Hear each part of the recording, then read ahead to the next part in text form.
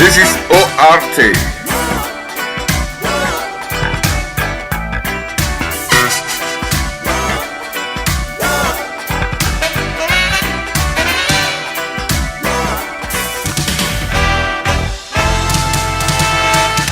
We've come a long way, but remember where we've been. We gotta go back to the old beliefs again. ORT, we do it because we love you. And give our children a chance to live their lives. Our leaders speak so loud for us to hear. The same old words that drive us all to. Welcome to another ORT, a reasoning that provides love, light, laughter, and learning. Everywhere, the message is so clear that we're all in the same boat, living in a world with just one hope. All in the same boat. Ooh, that's life all over. Living in a world with just This is one ORT.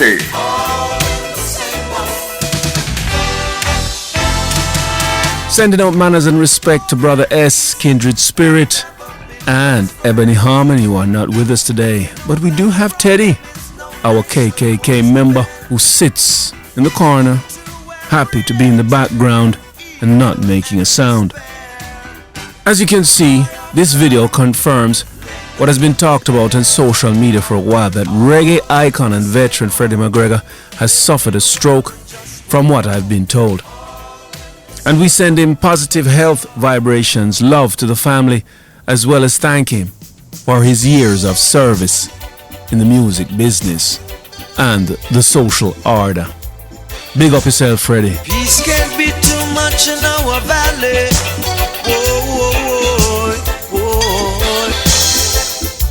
For too many. Freddie's current condition brought to mind a lingering question I've had for some time. Why don't we as black people support our artists throughout their career? Picture this. I'm on the road touring with the Abyssinians, and we have a date at the intimate seafront venue, the Concord in Brighton. As musicians, we have no idea who will turn up to the show until people arrive. What we do is we check into hotels, do our sound check, eat, and rest before showtime. By 7 o'clock at this particular day, the place was rammed. In front of the stage was a sea of teenagers and 20-somethings, and of course older, who have come out to see veteran artists. And guess what? All of the crowd, apart from 1 and 2 people, were white.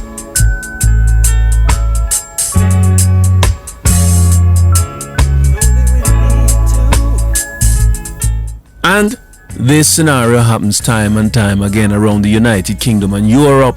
It happens when I'm with Ken Bood, Toots and the Maytals, and Bonnie Whaler, and the list goes on and on. There are some venues in Birmingham and London where black people do come out, don't get me wrong, but they are less in number in terms of venue availability where black people come out. This transition from black to white also happens in hip-hop music. When once an act becomes established, their main audience transitions from black to white, and the white audience are more than likely to have bought merchandise, not just tickets to the show. Why does this happen, I think to myself? Why is it black people's support is very strong with artists at the beginning of their career when they are less known, but once they become established, the support trails off?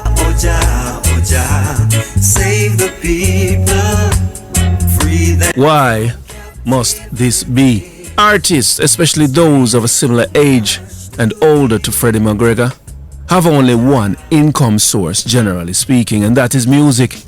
If music isn't making money for them, they usually have nothing else to fall back onto. Some of these artists, like Freddie McGregor, have taken a stance on the issues that matter to most of us. Police ill-treatment, poor housing, imprisonment, better access to health services, respectful education, and non-interference in our relationships with the Almighty, just to name a few of these areas. Ships sailing on the ocean. These artists made the conscious, you remember that word when we used to describe people as being conscious or unconscious? These artists made the conscious decision to be conscious artists and to sing and give us a voice on their platforms when the so-called mainstream media around the world intentionally disenfranchised us and took away our voice. Many of these artists, like Freddie McGregor, chose our culture and the far less lucrative route that was on offer by singing other type of songs, you know, the hedonistic songs, the party songs, the songs that show that they are ignorant of the suffering of their people. Ocean, big ships sailing on the ocean. Get ready cause we're moving. The fact that these artists made less money by serving their people is a point that has not been lost on the younger generation of artists who have consciously chosen not to serve us within their music and instead have gone for what sells: hedonism, drama, violence, and of course, sex. Music full of ADHD behavior, solely aimed at catching attention in an attention economy. As for the struggles, their answer is, what struggles? As a community, we must ask ourselves, are we in some way responsible for the cartels, spices, and Little Waynes of this world? Because we don't support the alternatives, and often neither do our children. As I said before, it's not uncommon for me to be at a show that has white teenagers, 30 or 40 years younger than the acts in front of them, but we don't see black teenagers there.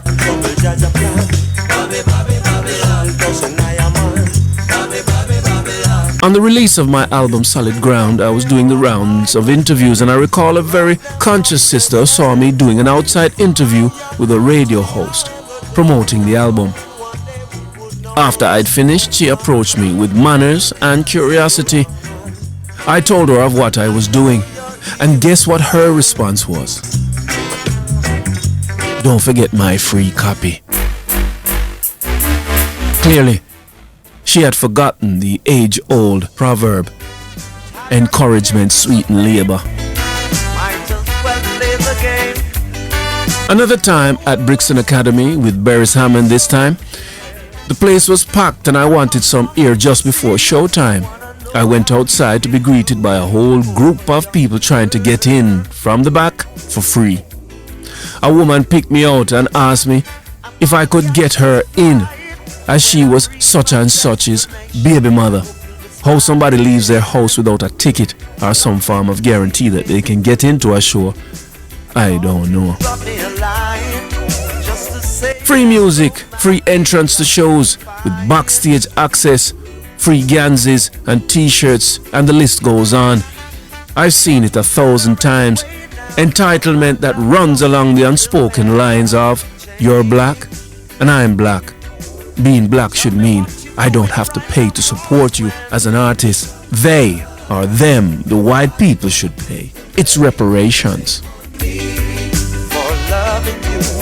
So let me ask you, how do you get your tickets to a musical event?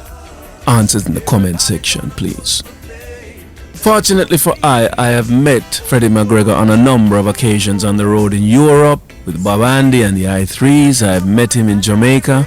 I've been to his home a number of times, to his home studio, met with his son who produced Movado. I've listened to him a number of times on IRA FM, standing up for the real values in music and the music industry.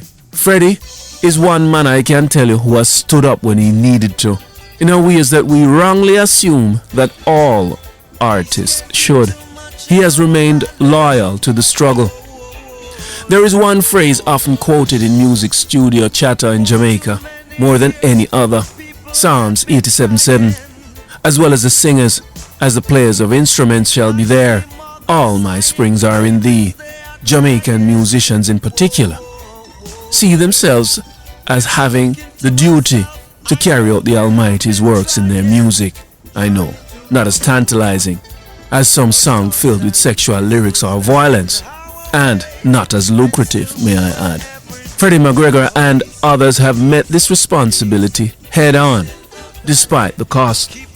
So when I watch the video and I feel it for my brother, I also wonder, does he have the income to pay his doctor bills, to pay for his medication, to pay for his utilities at home, to maintain his standard of life? Has his years in a business where producers rob you and where your own community failed to support you enough left him with enough finances to receive the care he needs now that he is unwell? I'm glad I paid, both financially and paid respect to the brother every time I met with him, both of which are the realest forms of support. Until the next time, walk good.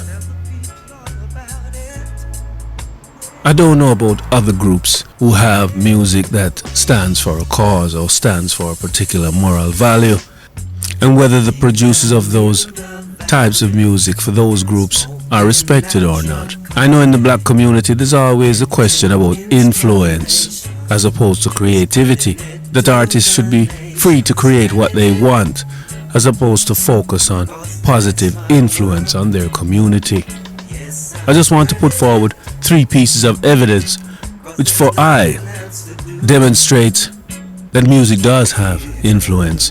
The 70s and 80s, when roots music was the premier music promoted by sound systems and musicians, we had less crime, more respect and more love for each other. Fast forward to 2022, when attention-seeking music is the music, and look at how we treat each other. This pain is too much to be. Another piece of evidence is the Garnet Silk and Sizzla era, especially when Sizzla brought out Black Woman and Child. On Sir P's video recently, he said that this was one of the best albums in the world that year because it reduced crime in Jamaica. Again, evidence that music can have a positive influence. And I also submit item number 3. During the apartheid era, our music spoke out against it, as well as our government in Jamaica. And neither the government nor the musicians waited for it to become a popular topic around the world. No, they knew it was right, and they did what was right. Which makes Shabba Ranks' recent comments look a bit odd, where he endorsed violence and music that sexually objectified our women. I understand this is part of the trade that has made him very popular, but we shouldn't let bias distort our ideas of truth. And the fishes keep moving.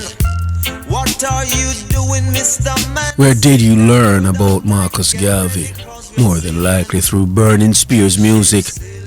Where did you hear of the Black Star Liner? More than likely from Fredlock's music. Where did you hear about Exodus, the movement of Jah people? More than likely through Bob Marley's music. The music has its place in our upliftment and struggle. Full stop. And the valid concern for our brother Freddie McGregor has come at a time when we have lost one of our foundational engineers, Soulja Hamilton, who apparently dropped dead on the 24th of December 2022. For those of you in the know, Soulja was a key engineer at Channel 1 studio and has been a prominent engineer since. And our condolences and thoughts goes out to the family who I know personally. Soulja has been engineer on a number of my tracks. And his wife Althea, who died I think some 5 or 6 years now from cancer, also has sung on I'm on Music. So thoughts and condolences go out to the family of Soulja. Working at Channel 1, rise in power, my brother. And to the family of Freddie McGregor, we send out love and respect and hope that your situation improves. We are there with you, brother. Every step, every push, and every breath. Until the next time, walk good. Oh, Organize, sit down, reason and talk.